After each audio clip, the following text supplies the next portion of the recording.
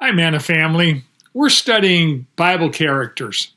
Today we're studying two women, one honored and one obscure.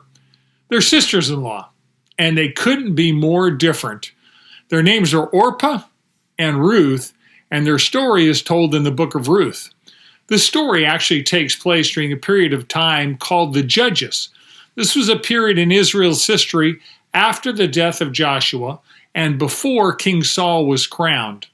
The book of Ruth begins by describing a drought and a famine that was happening in Judah due to lack of rain.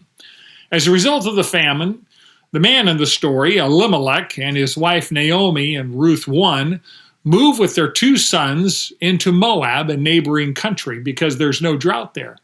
Soon after they arrived, Elimelech dies, and Naomi's two sons marry Moabite women. After 10 years, both sons die, and so Naomi and her two daughter-in-laws are widows. Sounds like the beginning of a tragic tale, but actually it's the beginning of a great love story. Ruth 1:6. Then Naomi arose with her two daughters-in-law to return from the land of Moab, because she heard in the land of Moab that the Lord had visited his people by giving them food. But Naomi said to her two daughters-in-law, "Go, return each of you to your mother's house. May the Lord deal kindly with you as you have dealt with the dead and with me. May the Lord grant that you may find a place of rest, each one in the house of her husband." Then she kissed them, and they raised their voices and wept. Verse 14 tells us that Orpah kissed her mother-in-law, but Ruth clung to her. Then Naomi said, "Behold, your sister-in-law has gone back to her people and her gods. Return after your sister-in-law." But Ruth said, "Do not urge me to leave you or turn back from following. For where you go, I will go, and where you lodge, I will lodge. Your people shall be my people, and your God my God. Where you die, there I will die, and there I will be buried. Thus may the Lord do to me and worse, if anything but death separates you from me." What we see here is two different decisions and two different destinies. One returned back to her homeland, and one ventured by faith into a new land. Orpah chose to go back to her old country, her own family, her own religion, and her own culture. She chose the familiar over the unfamiliar. But Ruth had seen enough of the God of Israel in Naomi and her sons that she wanted to know and follow the God of Israel. Ruth was willing to abandon everything she had known in order to follow the God of Naomi. This is faith on display.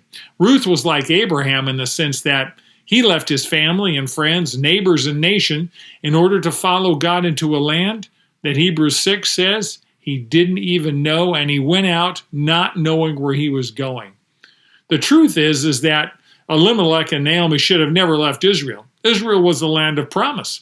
God had promised to provide for them there, but they did leave.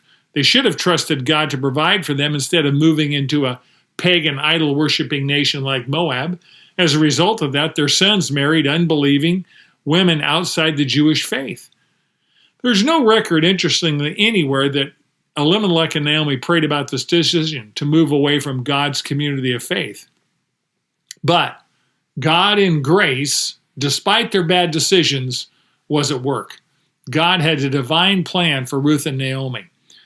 Ruth wound up marrying a godly man from Judah named Boaz, and they had a son named Obed.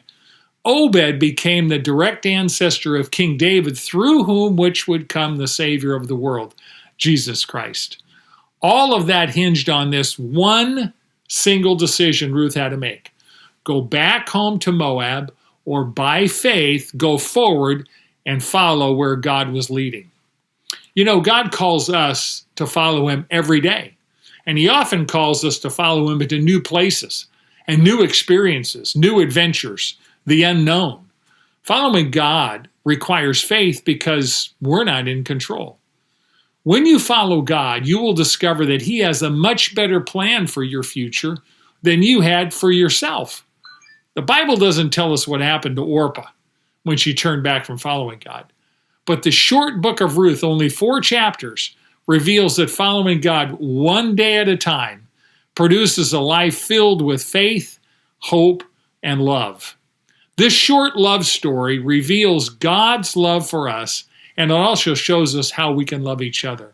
It's only 4 chapters long. I'm going to challenge you to sit down and read it. Remember, God designed us to do life together.